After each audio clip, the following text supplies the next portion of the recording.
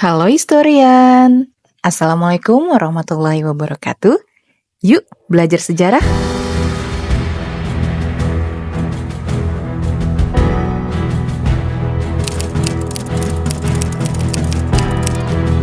Seringkali kita dengar sebutan Putri Solo.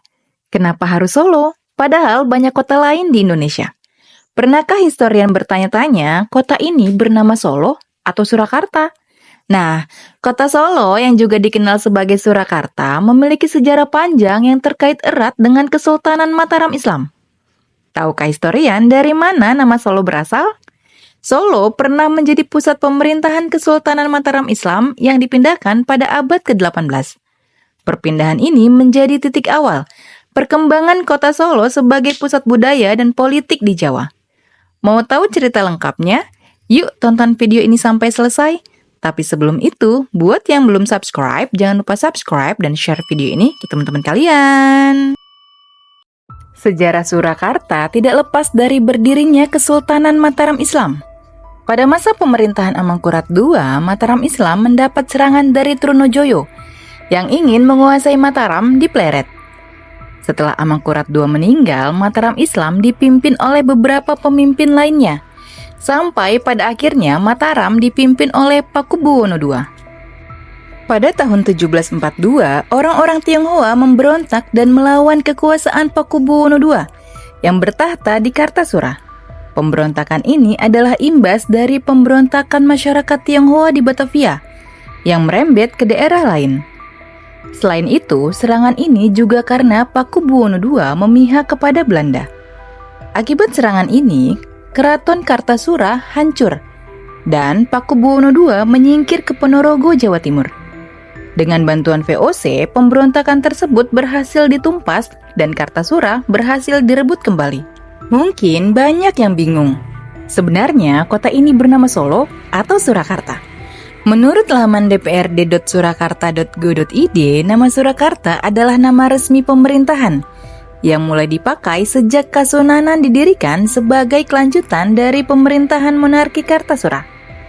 Pada waktu itu, Sunan Pakubuwono II memerintahkan Tumenggung Honggowongso, Tumenggung Mangkuyudo, dan Komandan Pasukan Belanda JAB Van Hohendorf untuk mencari lokasi ibu kota kerajaan Mataram Islam yang baru, yang hancur akibat pemberontakan masyarakat Tionghoa. Setelah mempertimbangkan faktor fisik dan non-fisik, akhirnya terpilihlah suatu desa di tepi Sungai Bengawan yang bernama Desa Sala. Desa Sala berjarak 10 km ke arah tenggara dari Kartasura dan didirikan pada tanggal 18 Februari 1745. Sebelum Mataram memindahkan kekuasaannya ke desa itu, Desa Sala dikenal sebagai desa terpencil dan tenang. Pemerintahan baru itu diberi nama Surakarta. Pemberian nama Surakarta Hadiningrat mengikuti naluri leluhur. Kesultanan Mataram Islam yang berpusat di Karta, kemudian ke Pleret, lalu pindah lagi ke Wanakarta. Kemudian diubah namanya menjadi Kartasura. Surakarta Hadiningrat berarti harapan akan terciptanya negara yang tata tentrem, Karta Raharja, yang berarti teratur tertib, aman dan damai. Surakarta juga bermakna harus disertai dengan tekad dan keberanian menghadapi segala rintangan yang menghadang, yang dalam bahasa Jawa dikenal dengan istilah Sura. Lalu kata Hadiningrat, yang berarti untuk mewujudkan kehidupan dunia yang indah. Kemudian kata Karta dimunculkan kembali sebagai wujud permohonan berkah dari para leluhur pendahulu dan pendirian Kesultanan Mataram. Sementara itu, nama kota Solo muncul karena daerah ini dulu banyak ditumbuhi tanaman pohon sala, sejenis tanaman pinus, seperti yang tertulis dalam serat babat Sengkala yang disimpan di Sana Budaya Yogyakarta. Sala berasal dari bahasa Jawa asli, yang dalam pelafalan bahasa Jawa disebut Solo. Lama-kelamaan, orang-orang juga mengenalnya dengan nama Kota Solo. Kesultanan Mataram Islam kemudian menjalankan pemerintahan dari Surakarta. Saat itu terjadi perebutan kekuasaan antara Raden Mas Said dan Pakubuwono III. Raden Mas Said yang bersekutu dengan Pangeran Mangkubumi menyerang VOC dan Pakubuwono III. Untuk mengatasi serangan itu, VOC berencana untuk mengadu domba Raden Mas Said dan Pangeran Mangkubumi. Adu domba ini berhasil. Pangeran Mangkubumi dan Raden Mas Said akhirnya saling berselisih dan memutuskan untuk tidak bekerja sama lagi. Hal ini dimanfaatkan VOC untuk membujuk Pangeran Mangkubumi dengan menjanjikan setengah wilayah kekuasaan Mataram yang dipegang oleh Pakubuwono III. Tanggal 22 sampai 23 September 1754, VOC mengadakan perundingan dengan Pangeran Mangkubumi dan Pakubuwono III untuk membahas pembagian wilayah kekuasaan Mataram, gelar yang akan digunakan dan kerjasama VOC dengan Kesultanan. Perjanjian ini akhirnya disepakati dan ditandatangani oleh Pakubuwono III, Belanda, dan Pangeran Mangkubumi pada tanggal 13 Februari 1755. Mataram Islam terpecah menjadi Kesunanan Surakarta dan Kesultanan Ngayogyakarta.